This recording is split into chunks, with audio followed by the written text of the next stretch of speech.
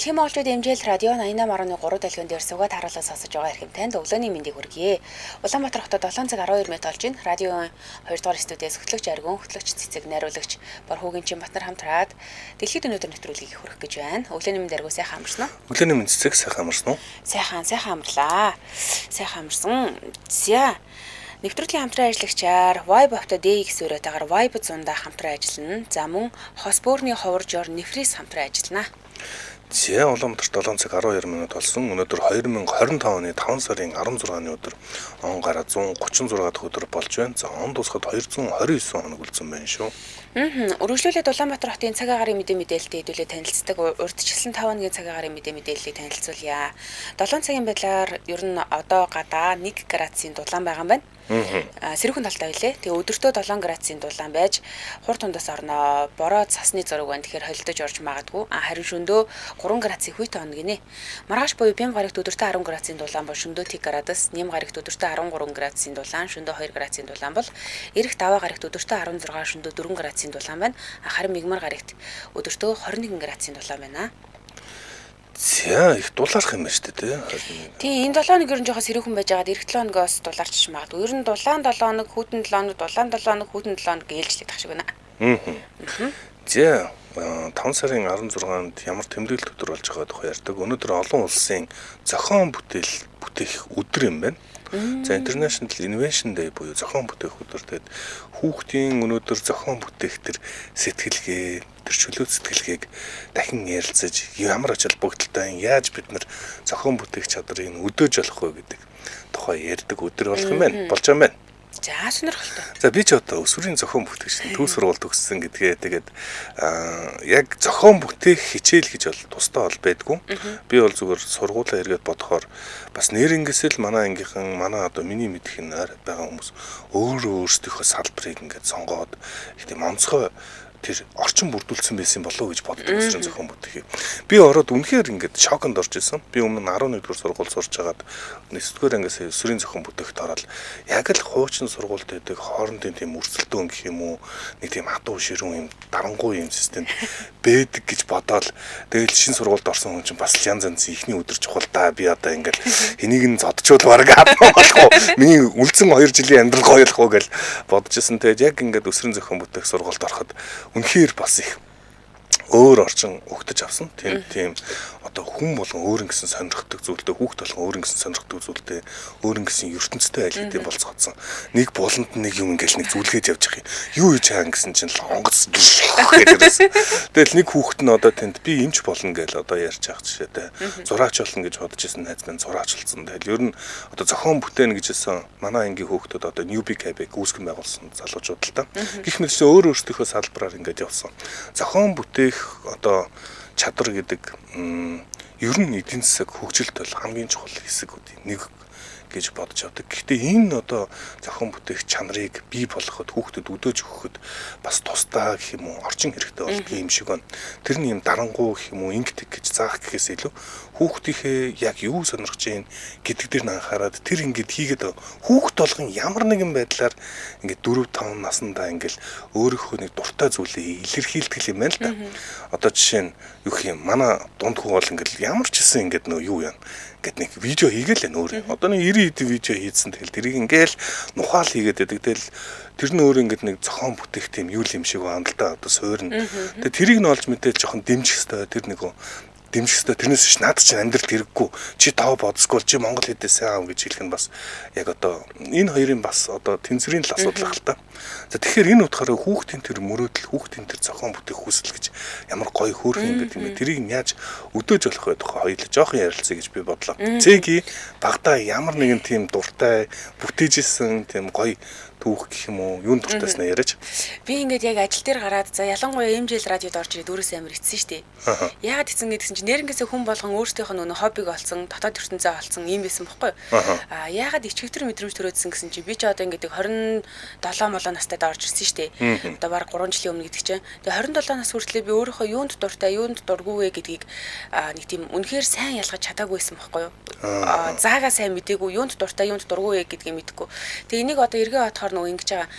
Яг ингээд өөрийнхөө төрсөн дүү тэгээд ах хичээхаа нэг хүүхэд гээд би ингээд яг ингээд ийм сэтгэлгээгээ хөгжүүлдэг, юм сонирхдаг, хоббитэй байдаг насан дээр 3 дүүнэрээ би ингээд өсгсөн байгаа байхгүй юу. Өглөө хичээлд явлаа, өдөр тарж ирлээ, гэрээ цэвэрлээ, даалгавраа хийлээ, орой дүүнэрээ гэрээ одоо цэцэрлэг сургуулиас нь авлаа, даалгаврыг хийлээ, оройны хоолоо хийлээ гэдэг ч юм уу.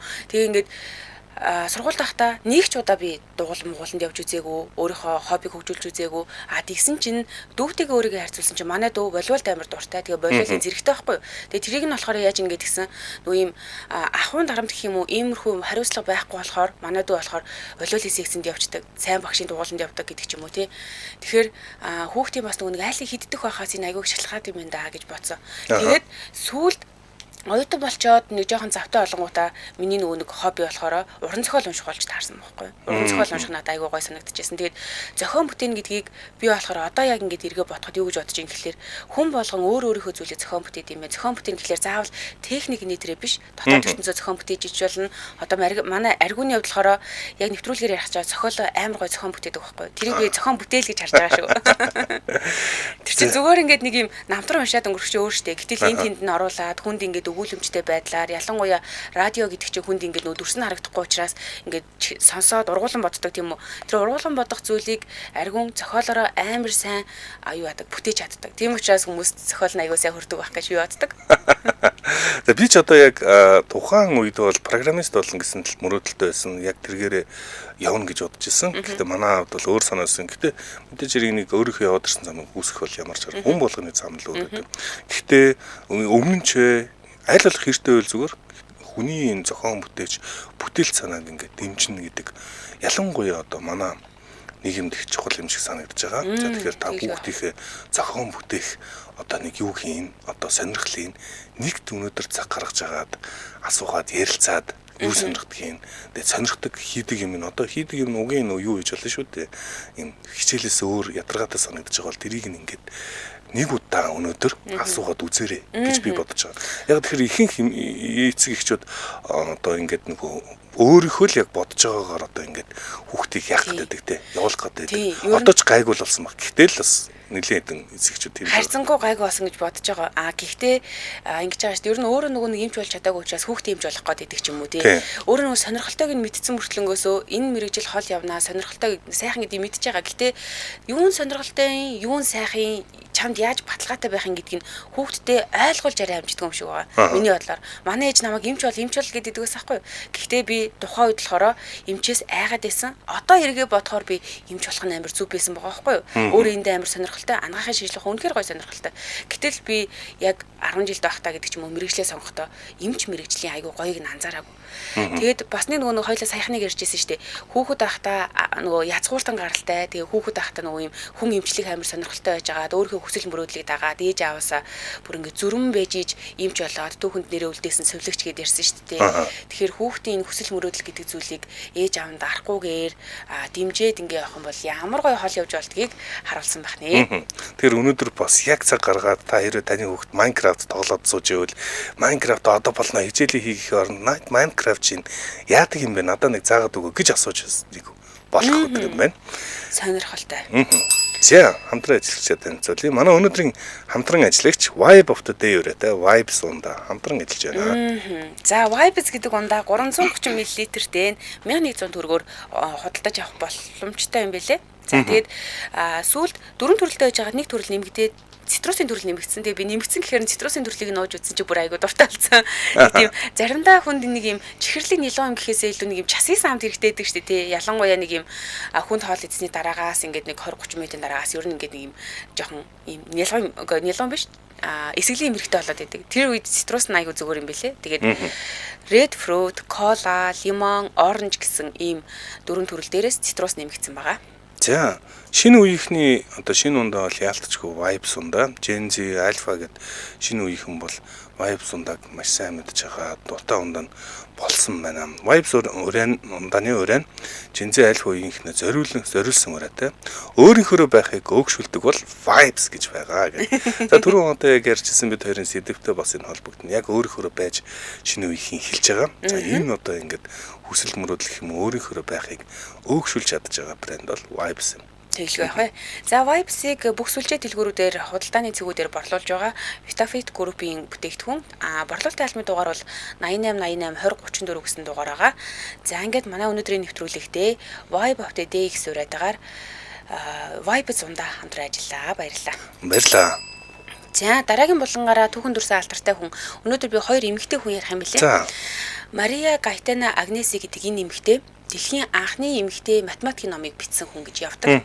Хэдүүлээ энэ үний тухай ярихдаа 18 дугаар зууны Милан хот руу явна. За дараагийнх нь бидний сайн танихаар Майкл Джексоны дүү Жанет Джексоны талаар ярих юм аа. Хоёулангийнх нь төсөөдөр төхөж байгаа. За эхлээд хэдүүлээ 18 дугаар зууны Милан хот руу явъя л да. Мария Гайтана Агнеси гэдэг энэ хүний талаар ярих гэж байгаа. За. За ер нь 18 дугаар зууны Милан хот 18 дугаар зуун гэдэг бол эрдэм ном, шашин шүтлэг хоёрын зааг нь ер нь нэлээд бүдгэрсэн тийм ээ. Эмэгтэй хүнийг ухаантай байхыг ер нь бол нэг тийм эмгэг гэж үздэг цаг үе байлаа шүү дээ. За харин ийм орчин донд 1718 оны 5 дугаар сарын 16-ны өдөр нэгэн охин төрсөн. Түүний нэрийг Мария Гайтана Агнеси гэдэг байна. За ерөөсөө 5 настай байхдаа латин хэл сурсан, латинаар ярьдаг байсан. 11 настайдаа бүр олон хүний өмнө гараад тэгээд философийн илтгэл тавьдаг байсан. 11 настайдаа тэгээд 11 настайдаа илтгэл тавьж ийн гэдэг нь болохоор тухайн үедээ 13 хэлийг эзэмссэн байсан юм охин. Тэгэхээр юу юм гоц prodigy гэж ярьдаг. Prodigy гэж. Тийм. Бусад охтууд шиг ингээд нөгөө толны өмнө суугаал, үсээ янзлаад ингээд нөгөө ингээд байх дурггүй. Харин ингээд томчууд буюу тийм ингээд ер нь ийм мэдлэгтэй боловсралтай хүмүүс ингээ яриа хийж штэ тий. Тэрийг нэг чимээгүй хүй шатны дэргэд ингээд сосоо сууж идэг ийм охин байсан байгаа байхгүй. Томчууд яриаг айгүйг сонсдог. Тэгээ түүний аав Петро Агнеси гэдэг энэ хүн болохоор чинэлэг торгоны худалдаачин ийм хүн байсан юм байна. Тэгээ олон хүүхдтэй ч гэсэндээ яг тэр олон хүүхд за бүр тодруулах юм бол 9 хүүхдтэй энэ 9 хүүхд дундаас Мариагийн ухаан түүний ингээд гоц анхаарлыг нь татаад идэг байсан юм л да. Бүр ингээ багаасаа юмыг айгуу сайн сонирхдаг. Тэгээ аав нь гэртээ хувийн багш нар хөлсүүлж авчираад охиноо ерөнхийдөө ингээд юм боловсролын салбарт гэх юм уу те энэ салбарт юм от олохоор шийдсэн байгаа. Аав нь өөрийнхөө хүүхдээ одоо энэ гоцоогыг харчаад тэгээд нэртэй эрдэмтдийг ингээд гэртээ уурж авчирнгуудаа охиндоо гэрээр боловсрал олгоод ингэсэн байгаа. Тэгээд Мария ерөнхийдөө нөгөө бусад хүүхдүүд нь те 9 хүүхдтэй гэж байгаа. Бусад ах トゥ эгчнэр нь ингээд юм тоглоомоор тоглоол цагийг нөхцөөдөг байсан бол Мария номоор тоглож өссөн байгаа байхгүй. Номыг маш хурдан уншдаг. Маш тэндээс юм санаануудыг хурдан авчдаг. Тэгээд Миланд бүр Ла Бамбина Prodigy гэж түүнийг нэрлэдэг байсан юм байна. Энэ одоо гайхамшигт ухаантай охин л гэсэн үг байна л да. Бамбина. Тийм. За тэгэхээр аав нь ингэдэг байсан байгаа. Гэрт нь ингээд ер нь боловсралтай хүмүүс ирэнгүүт, язгуурт хүмүүс ирэнгүүт ингээд охиноо зогсоож агаад, урталт нөгөө хүмүүсийг зогсоож агаад философи, математикийн асуултуудыг охиноос асуудаг байсан гинэ. Мария ч гэсэндээ ингэхэд нь маш төвөггүй ингээд тайлбарлцдаг. Тэгээд ингээд сонсож байгаа хүмүүс нь зарим нь ингээд амар гайхна. Зарим нь бүр ашмаар нь зочирдно. Зарим нь бүр ингээд амар өрөвддөг гэсэн гинэ.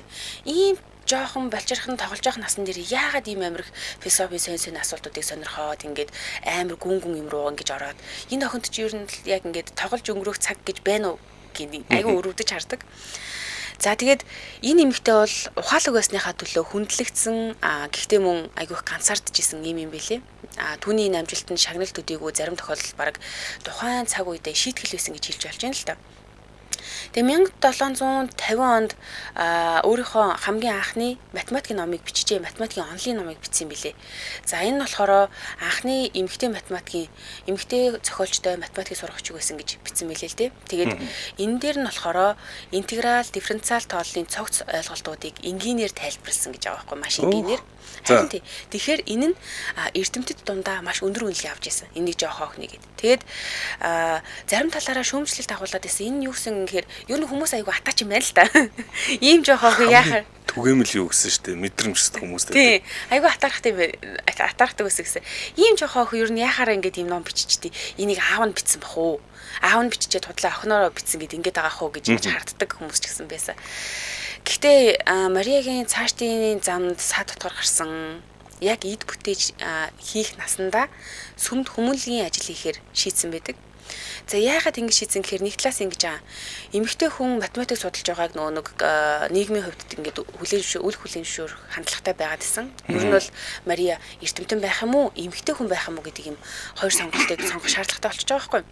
Эмэгтэй хүн бол заавал тэнэг байх хэрэгтэй гэдэг ойлголт нь дарагдаад байна. Тийм, ер нь тэнэг байх хэрэгтэй юм уу?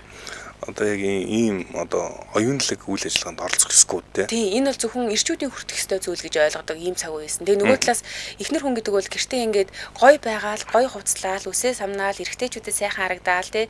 Энэс гадна одоо нөгөө хүүхд төрүүлээл, хоол игээл гэртээ байж явах ёстой гэдэг нэг юм хандлага байсан юм шиг байна. За тэгээд нөгөө талаас болохоор Мари яагаад ингэ шийдсэн гэхээр аав нь охиныгоо циркийн сургуультай нохоо шиг ханддаг байсан. За эсвэл бүр ингэж яг үзмэр юм шиг гайхуулж одоо бас яадаг хэрэгслэн гэсэн. Яг өгөөд хичээдэг хэрэгслэн юм шиг байна тийм. Энэ нь түүнийг яг юм нөгөө цаашдаа хүмүүнлэгийн ажил хийгээд сүмд ингэж гэлмээ болоход нөлөөсөн гэдэг юм бэлээ. Нөгөө бусдад ингэ Мариагийн юу хийж чаддгийг гайхуулаад бусдаас ирэх магтаал донд ингэ бэлуурдаг. Ингэж өөрийгөө одоо юу гэдэг сайхан байгаагаа мэдэрдэг, амьд байгаагаа мэдэрдэг гэдэг ч юм уу тий. Аав нь юм байсантай холбоотойгоор бас ингэ цаашаа энэ салбараа орхиход хүрсэн гэж өөрийнхөө цагтл бичсэн мэт юм лээ. За ингээд хамгийн идэвхтэй буюу тий эрдмийн наснда 30 орчим наснда нийгмийн дунд ингээд илтгэл тавихаа болж байгаа, судалгаа хийхээ болж байгаа, оронд нь ингээд сүмийн хүмүүнлэгийн ажлыг сонгоод ядуусын совиллыг байгуулад тэгээ тэрийг өөрөө удирдахаар шийдсэн юм лээ. Ер нь бол нөө бусдын магтаалын оронд бурхны зам мөрийг хөөсөнл гэж ойлгож болж байгаа. Тэгээд хожим нь тэр бүхий л амьдралаа ядуу өвчтөе хүмүүст зориулсан тэгээд өөрөө ингэж хэлсэн юм байлээ. Би математик судлахтаа бурхантай ойртдог. Ядуу хүмүүст үйлчлэхдээ хүнтэй ойртдог гэж хэлсэн байгаа. Тэгэхээр түүний магадгүй энэ замналыг сонгоод цаашдаа бүхий л насаа одоо энэ юунд цөмд өнгөрүүлэх болсон нь магадгүй нийгмээс ирсэн шахалт бас ааваас нэрсэн шахалтж байж болох юм. Тэгэд нэг юм алдартай юу юм бихтэй. Сувилагч. За тэгээд маш гайхалтай математикч эмэгтэй төрс өдөр юм байна. За би сая зүгээр нэг юм юунд нь бодлоо хэлсэн. Эмэгтэй хүн гэхээр л хүүхэд төрүүлэх ингээ гэрте байж ах хэвээр гэд хоёр ялгаа байх шиг байгаа юм. Эмэгтэй хүн нэг талаас эмэгтэй хүн бүтээмж багтай байх хэвээр ч гэдэг юм уу те. За нэг тийм үзэл байна. Нөгөө талаар хүүхэд өсгөнд хүмүүжлэн гэдэг бол дан ганц үнэнгээсээ эмэгтэй хүний ажил бол биш л те. За хоёулаа хийж бол болно. Гэхдээ энэнийг бүтээмжгүй ажил гэж үзэх ч юм уу те. Тэр нь айгуу тийм юу юм шиг байгаа юм. Буруу ойлголт гэх юм уу? Одоо би ч одоо яг мэрэгжлийн үнээс авч үздэг шүү дээ. Хүн ам зүүн үднэсийг аваад үзвэл яг амьдрал дээр бүтээж байгаа хамгийн том баялаг бол хүн бүтээх. Энэндээ бол хамгийн хэцүү бөгөөд хамгийн одоо том баялаг бүтээлт бол хүн бүтээж улс их орондоо хүн бэлэглэн гэдэг чинь хамгийн том гавь шүү дээ те уг нь. Гэхдээ ингээд яг өнөөгийн нөхцөл байдалд үнэлэгдэхгүй хийгээрэй л штэ. Тэгээд эмэгтэй хүн эмэгтэй хүндээ хандах нь ч тэр эрэгтэй хүн эмэгтэй хүндээ хандах нь ч тэр гэртээ сууж байгаа юм уу? Ажилгүй байгаа юм уу гэдэг ч юм уу. Танаа хөлт чи яасан хөлд орсон нь одоо л хөлд ороогүй байна уу гэдэг ч юм уу те. Бор хоолнд орсон нь бор хоолнд ороогүй л байгаа юм уу? Оруулаач хөхнөөсөө гаргасан уу гаргаагүй мүү гэл ингээл ер нь ингээд эмэгтэй хүн хичнээн гэртээ суугаад хүүхдээ харах хүсэл байдаг ч гэсэндээ бусдын нөлөөлөл бүр ингээд айгүй их байдаг. Тэр нь жоохон хэцүү санагдаад байдаг шүү дээ. Өөр ингээд дураараа би бол одоо жишээлбэл ингээд жирэмсэн болол гэртээ би 5 жил 6 жил суусан ч чадна. Ер нь бол миний айгүй дуртай би өөрөө хийж чадна гэж боддог зүйл байхгүй юу. Гэтэл надад ингээд одоо миний эргэн тойронд байгаа найзуудаас ингээд харахаар намайг жирэмсэн байгаад гэртээ суугаад манай хатмууд ингэж ийсэн, манай нөхөр ингэж ийсэн гэдэг ч юм уу. Энэ зүйлүүдээс болоод яана арай би иймтэй тулгарчих юм шүү дээ гэж айд. Гэхдээ харин тийм яг энэ бол би ингэж харж байгаа шүү. За нэгдүгürt эмэгтэй хүн бусдууд намайг юу гэж бодох вэ гэдэг нэгдүгээр асуудал тийм. Тэр хүн өөрөө энэ маш чухал юм а гэдгийг ойлгох чинь хамгийн чухал асуудал шүү дээ. За бусдууд одоо юу гэж ярихыг бид нар бол өдөртөж чадахгүй. Гэхдээ хүн бүтээн гэдэг бол эргээд маш том баялаг, эргээд маш том хөдөлмөр гавья гэдгийг өөрөө яг ойлгох нь чухал. Тэрийг заавал хүнээр хэлүүлэхгүйгээр ойлгоцсон байх нь нэгдүгээрт чухал ах л та. Хоёрдугаарт одоо ер нь энэ одоо хүн амын бууралт гэдэг бол одоо дэлхийн хамгийн том асуудал болоод ирж байгаа шүү дээ. Энэ бидний хандлагын ялцчгүй асуудал байгаагийн илрэл мөн. За энд бол зөвхөн ганц эрдэмтэй эмэгтэйчүүд одоо ингээд хүүхд төрүүлэхгүй байна гэсэн үг шүү. Эрдэмтэй ажиллаа амжуулж байгаа мөртлөө хүүхдэд төрүүлээд гэр бүлээч болгож бас болно гэдэг жишээ олон байдаг болохоор нэг одоо бас яг нэлийн сайн ярмаар юм шиг санагддаг шүү. За далин болгоод ярьчлаа бүгд дараагийн сэдвлэг орцгоё. За тий. Дараагийн сэдв 1966 оны 5 сарын 66 онд Хятад руу очноо. За Хятадд 1966 оны 5 сарын 16-нд юу хэлсэн бэ гэхээр соёлын хувьсгал гэдэг зүйл эхэлсэн байна. За соёлын хувьсгал гэдэг бол Мао Цзэдуны том одоо бодлого байсан. За энд нь бол маш олон одоо хүчээр энгийн тариач ард түмнийг одоо соёлжуулах зорилгоор олон тийм бодлогуудаа далхимдуулж хэрэгжүүлсэн. За 4 одоо бодлого хэрэгжүүлсэн гэж ярьдаг. За энэний үүдэнд бас маш харамсалтай ойролцоогоор 2 сая хүн одоо энэ соёлын хувьсгалаас олж нас орсон гэсэн баримжаа тоо байт юм байна. За Жан Хонгбиний тийм харамсалтай түүх юм шинэ үнэтэй холбоотойгоор. Эхлээд Жан Хонби гэдэг охин, за өсвөр насны охин энэ улаан одоо хамгаалагчд гэдэг энэ бүлэглэлд нь ороод за соёлын хувьсгалын төлөө ажиллаад Мао Цзэдун, Маоист бодлогод нь туйлын итгээд яасан бэ гэхээр өөрийнхөө ээжийг гэртээ одоо ээж нь одоо Мао бол ийм үү тийм үү гэж ярьдаг байсан юм л да. Өөрийнхөө ээжийг энэ таны урвагч гэж зарласан. Яана. За тэгсэн чинь мдээгүй одоо энэ чи одоо ингээ ээжийг илчлээд тэрийг айгүй гой зүйл орныхоо төлөө зөв зүйл хийж ийн гэж бодож итэл ээжийг наваач цаацалсан. Тэгтэл амар хүний тархиг угаасан биш. Тийм одоо тухайн үед энэ мэдчлэн маш олон ингээд түүхэд өөрөө энэ соёлын хувьсгал бол мэдээч хэрэг маш адармаатай олон асуудалд агуулсан ийм хөдөлгөөн болсон. За энэ одоо соёлын хувьсгалын цаана гол нуугдаж байсан бас нэг чухал бодлого нь энэ одоо одоогийн бүгд найрамдах хятад ард тус бол бид нар ойлгож байгаа 1911 онд үүссэн юм шигээр ойлгоход байдаг л да. Одоогийн төр тулс нь бол ердөө 49 он буюу манай хаа байсан хожуу өссөн төр тулсан. За дүнгэж 49 он буюу 50 онд ингээд бүгд найрамдах хятад ард улс үүсчээд 66 он буюу 65 он буюу нэг 15-16 жилийн дараа л соёлын хувьсгалаа гаргасан байгаа. Энэ дээр бидний бас нэг ингээд ойлгох ёстой зүйл нь 1911 он хүртэл өвөр Монгол за одоо энэ Монгол хоёр нэг байсан. Цуг байсан. Манжин дор нэг дорл байжгаад за Ар Монгол бол мэдээж хэрэг тусдаа одоо улаантнуудаа нэлээд төр тусаа байгуулсан. Үлдсэн өвөр Монгол бол тэр чигээр хятадын дор байгаагүй. Энэ хооронд чинь Манжихоо улс гэж байгуулсан.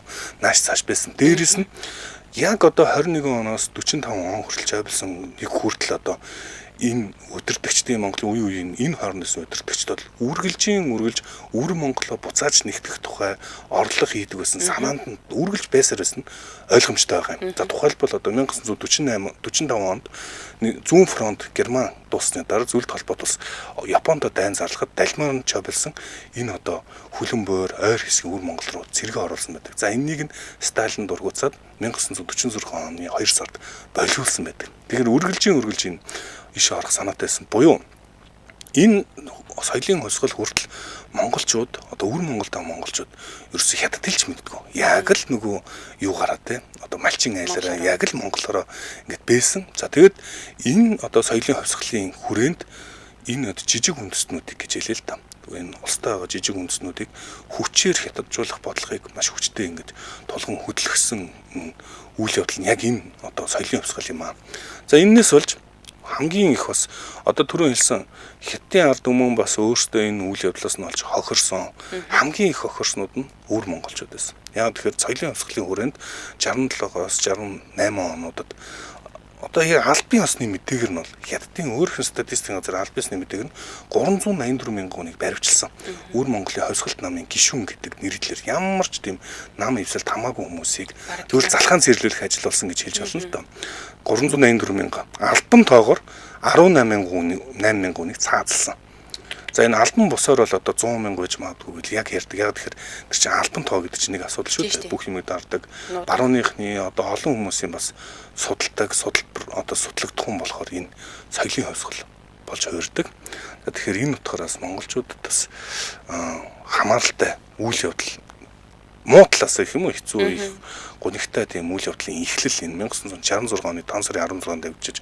За тэгээд 66 он хүртэл өвөр Монголын энэ газар нутагт бол тийм олон хүмүүс хятадаараа олноор орж ирэх байсан. Хүчээр олноор энэ Баатар гардсрыг эзэмшүүлэх гээд өвөр Монгол айлуудад хүүхэд өрчлүүлээд ингэж одоо нэг мэдхэд одоо хүн амынх нь 10% монголчууд болтлоо буурсан одоо үйл явдал энээс ихтэй гэж хэлж болно. Бидний цээжинд дэдэг нэг тийм хамгийн хөндөр хэсэг тий.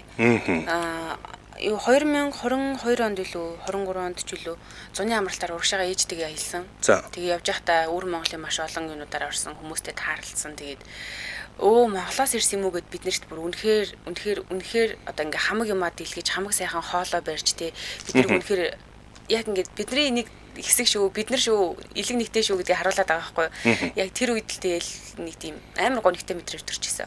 Харин тэгээд 90-ад онд одоо бид нар чинь буцаад ингээд арай сулрахад ингээд өвөр монголч гэсэн арай гайгүй болоход өвөр монголчуудаа буцаад ингээд харилцах ингээд 66-аас 90 он хүртэл байж байгаад тасарч байгаад холбоо тасарсан байж байгаад буцаад харилцахын үед бол нэлээд бас ингээд холдсон байсан. Тэгээд тэр үед бид нөө ихэнх монголчууд нөө одоо нэг бүр яг бэдэг яриа заяа. Өвөр монголчуудаас хятадн дээрээ гэдэг нэг юм сонин юм өвөр монголчуудаа гадуурхдаг юм сонин юм одоо тийм үзэл нэлийн нэвширсэн байдаг юм шиг надад санагдаад байдгийн. Тэгээд яагаад вэ гэдэг нь ерөөсөө түүхээ мэдгүйтэй л холбоотой юм шиг надад санагдчихээн л да одоо энэ хүн яаж зовоод ямар зовлон үзээд ингээд өдий хүртэл болцсныг мэдгүй болохоор зүгээр нэг өнөө маргааш ингээд нэг өөрөөхөө ирэх хин ирэх ашиг гэж 8 ээжиж өөрт нь бэлэн өгөх ёстой юм шигээр хүлээж одоо зөвхөн 8-ны өнцгөөс өвөр монголоос хятадн дээр гэдэг юм утгагүй хандлагыг бол бас ярих утгагүй байгаа. Тэхийн тулд энэ түүхээ бас нэлээд сайн судлуулаас зүгээрээ. Энд Оюнбаг Оюнбат гэсэн Мао соёлын хувьсгал Сталины Голодомор ГУЛАГ бол аимшигтай гэсэн мэн. Яг зөв. Одоо ингээд бид нар дэлхийн түүхэнд хамгийн чухал өдрүүд 45 оны 9 сарын 1 ч юм уу дэлхийн 1-р дай гэж яриад байдаг. Гэтэл тэр одоо үйл явдал дайнаас болсон үйл явдлаас их хүнийг Мао гараараа ингээд нөө бодлохоор алдсан байдаг тийм. Тэгэхээр энэ утгаараа яг ингээд хүний амьдралд хүчтэй нөлөөлж болох шийдвэрүүд бас яг юугаар байдгүй. Дайнаас гадна ийм аимшигтай том өдөртөгчдийн одоо шийдвэрүүд байдгаа гэж үзэж болох юм. За Цэдэн цэцэг их чонон сүлд номыг унших дурггүй гэсэн байна. Чонон сүлд бол нэг тийм одоо юу гэдэг манай зохиолуудаас дээрдээд илүү гараад байгаа юм бол байхгүй л тийм манайд тэрний талаар зөндөл олон гой ном байж тэг хөвшин чон үйлсэн гэдэг байна. Намдгийн. За сэтгэл жоохон хэцүү болчлаа. Тэрээс сэтгэл жоохон хэцүү болж байгаа бол би зөв гэж бодож байна. За энэ одоо соёлын хувьсгалаар соёлын хувьсгал хүртэл ер нь бол өдөө гадаа бүх хичээл номоо өвөр монголчууд маань юугаар ярьдаг байсан. Монгол хэлээр заадаг байсан. За энэ хүчээр одоо хятад хэл сурахыг зааж эхэлсэн яг цаг бол энэ. За сүүлд 2020 онд 9 сарын 19 сар хавцаа та бүхэн санаж байгаа өвөр монголд ер нь бол сүүлчийн Монгол сургуулийг бол хаасан. Өөрөөр хэлбэл Монгол хэлээр хичээл цаадаг Монгол хөтөлбөр гэж байха болсон. За ийм шат дараатайгаар үйл ажиллагаанууд нь явж байгаа. За хамтран ажиллагчаа танилцуулъя. Манай нэвтрүүлэгтээ хос бөөрийн ховорж ор нефрис хамтран ажиллаж байна. За би нэр уудаа штэ санаас. За одоо ингээ өглөөнийхөө уудсан байна. Энэ дотроо 10 ширхэгтэй тэгээд нэг хайрцагтаа 10-тай гэдэг чинь 100 ширхэгтэй гэдэг байхгүй юу? Тэгээд эмч нөгөө намайг хаглаанд ороод гарсны дараа уугараа гэж зөвлөсөн. Тэгээ яагаад энийг зөвлөсөн гэдгийгсэн чинь эмчээс өөрөөс асуухад энэ бол нөгөө ургамлын гаралтай гэсэн байхгүй юу? За тэгээд одоо хамтран ажиллаж байгаад үнэхээр их баяртай байна. Яагаад ургамлын гаралтай гэсэн чинь энэний найрлаганд нь 3 төрлийн ургамал орд юм билээ. За энэ 3 төрлийн ургамал орсноор яаж ийн гэхээр хүний биед нөгөө ер нь ингэдэм байна. Бид нар ингээд нөгөө ялангуяа эмэгтэй хүмүүс бүр нь юунаас олж өвчлөөд байдаг, дийлэх өвчлөлттэй байдаг уу гэхэлэр мэдээж нөгөө нэг бөөр шээсний замын халдвар байгаа шүү дээ, тийм. Ингээд бактерийн халдвар авчгаар бөөр шээсний зам ерөөхдөө тэр чигээр ингээд нэг айгүй хүчлэг орчинтой болчт юм байна л та. Тэгээ хүчлэг орчин гэдэг чинь өөрөө нөгөө бактери үржих таатай нөхцөл ахгүй юу. Тэгэхээр энэ им бидний тэр нөгөө нэг бөөр шээсний замын хүчлэг байгаа орчныг шүлтлэг болгож өгөх юм байна. Тэгээ шүлтлэг болгож өгсөн учраас нөгөө бактериудад амьдрах орчин байхгүй болоод тэгээд бид нар нэгдүгээр юу байна бактери халдвараасаа сална. Хоёрдугаарт юу яах юм бэлээ нөгөө хаванг ерөөхдөө амар сайн хөөх юм билээ. Одоо бид хоримтлагдсан байгаа илүүдэл шингэн гэсэн үг шүү дээ.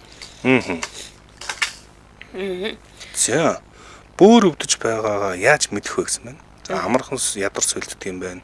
Нойрны чанар алдагддаг юм байна. Өглөөс ирэхэд нүд хөлөөр хавгансан байдаг. За ингээд зураас гарсан байдаг шүү дээ, тий. Одоо тэгэл шээсний өнгө өнөр өөрчлөгдөж шээсний гарц багасна. Ойр ойрхон шээс шийхэд өвдөлттэй нуруу бөөрөөр унжих өвдөх хавгнах даралт ихсэх шинж тэмдэг илэрдэг. За тэгвэл бөөрийг хэрхэн хамгаалах вэ гэхээр ус шингэн тогтмол уух хэрэгтэй юм байна. Ойр ойрхон шээж давсаа бүрэн сулж авах хэрэгтэй. За амтны гаралтай уураг, давс, кальцийг хэрэглээг бууруулах хэрэгтэй гинэ. За тэгэхээр энэ болохоор бөөр давсаг шээсний замын хурц болон архаг өвчний үед хэрэглэнэ. Бөөр давсагт чулуу өссөн үед болон урьдчилан сэргийлэх зорилгоор хэрэглэнэ гэж байгаа хгүй. Тэгээд ингэсэн Монголд зарагдж байгаа ургамлын гаралтай бөөрийн имүүд дотроос энэ нефрис хамгийн анхных нь юм билээ. Тэгээд одоо өөрөөр хэлэх юм бол Монголд орж ирээд 25-аас 26 жил болж байгаа ийм бүгдээрээ ер нь айгүй сайн мэддэг, эмчнэрт сайн мэддэг юм билээ. Юуны чанар талаас нь ярих юм бол дэлхийн болон Солонгос улсын GMP стандарт буюу үйлдвэрийн бүхий л үе шатнд түүхийд бүтээгдэхүүний аюулгүй байдлыг хангахад шаардлагатай нөхцөл хяналт чанарын өндөр түвшинд үйлдвэрлэсэн ийм бүтээгдэхүүн байгаа юм билээ. За тэгэхээр ер нь нэг бөөр нь өвдөж байгаа гэдгийг мэдэхгүй яваад идэх хүмүүс маш их байд юм билээ. Нэр намайг ингээд имлэг татсан чи имч өгж илсэн гэхээр чи харин ч гайгүй эрт ирлээ. Яг чам шиг ингээд нэг юм төрөлхийн онцтой хүмүүс бөөрөө өвдөж байгаа гэдгийг мэдэхгүйгээр явсаар агаад ингээд бүр айгүй нөгөө бөөрө ахуулах хэмжээнд хүрсэн байдаг гэдгсэн л дээ. Тэгээд бөөр өвдөд байгаа гэдэг нь нуруу жоохон чилж өвдөд байгаа юм шиг та ингээд ажилдаа нэг л тийм мэдэхгүй жоохон унжгаар тэгээ ингээд унтсан ч унтаагүй юм шиг санагдаад нойр чин ханах байгаа юм шиг санагдаад байвал ер нь ихний шинж тэмдэг шүү гэж хэлж илээ.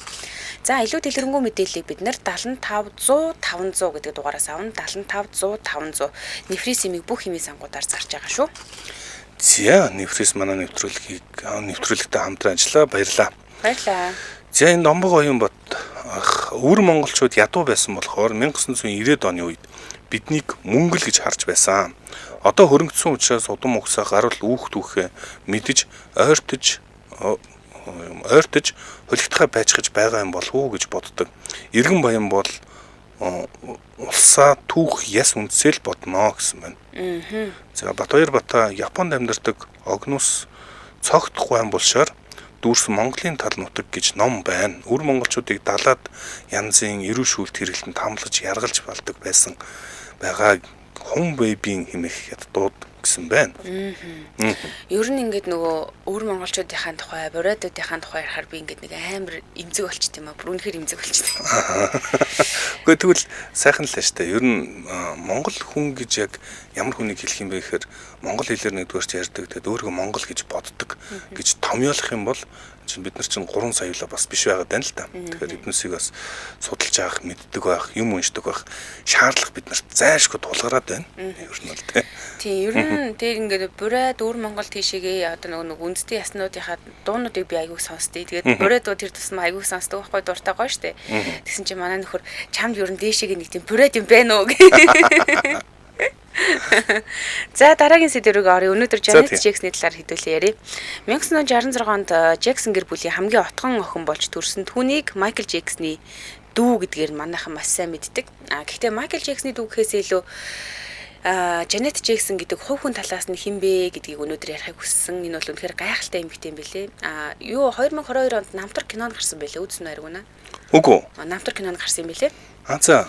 Багтаа гэр бүлийнхаа хамтлагт орсон. Энд чинь нөгөө Jackson's 5 гэдэг хамтлагтай байсан тийм ээ. Тэгээд Jackson's гэдэг нэртэй шоунд тоглоод хамгийн гол нь түүний талаар ярих байгаа нэг шалтгаан нь ах нарынхаа сүдэрт маш их дарагддаг байсан. Эмэгтэй хамгийн отхон тэгээ аав нь ч гэсэндээ ер нь эдний гэр бүлийн аавыг нэг тийм жоохон хатуу ширэн хүүхдүүдэд дарангуулж гэдэг ч юм уу тийм хатуу аргаар хүмүүжүүлсэн гэдгийг хэдүүлээ мэддэг штэ. Тэгсэн чинь ялангуяа энэ хатуу буулт нь хамгийн бага отгоо охин дээр их хэрдэг байсан юм байна. Дарааллуулж харьцдаг хамгийн сүүлд ямар нэг юмд оруулдаг гэдэг ч юм уу тийм ээ. Харин 1986 онд контрол нэртэй анхны цомгоороо өөрийнхөө яг ямар дуучин бэ гэдгийг харуулж дэлхийд танигдчих гарч ирсэн. Энэ цомог юугаар онцлог давуу талтай байна гэхээр эмэгтэй хүний бие даасан байдал гэж ер нь яг юу юм бэ? Хувь хүн яг яаж өсөж өндийж болд юм бэ гэдгийг олон сая эмэгтэйчүүдэд харуулсан учраас энэ цомог айгүй алдартай мэлээ л дээ. Тэгээд Rhythm Nation Together Again гэх мэтчлэн хийт дугаараа нийгмийн тэгш байдлыг, гуниг, хайрын үнцнийг илэрхийлжсэн. За түүнд Grammy, Billboard, American Music Awards маш олон шагнал байдаг. За өнөөдөр онцолж ярих чагаа зүйл нь болохоор 2004 оны Super Bowl-ийн амьд тоглолт. За энэ тэмцээн дээр бүр үнэхээр түүний амьдралын баг хамгийн сүйрлийн үеэс гэж хэлж болно л да. Сүйрлийн. Тийм. Super Bowl чинь Америкийн хамгийн их үзэгчтэй шоу шүү дээ, тийм ээ. Тийм. За тэгээд энэ бол Janet Jackson-ы хувьд бол сүйрлэж байгаа. Justin Timberlake-тэй хамт дуулаад финалийн дуугаа дуулах гэж тайзан дээр гарч ирлээ л дээ. За.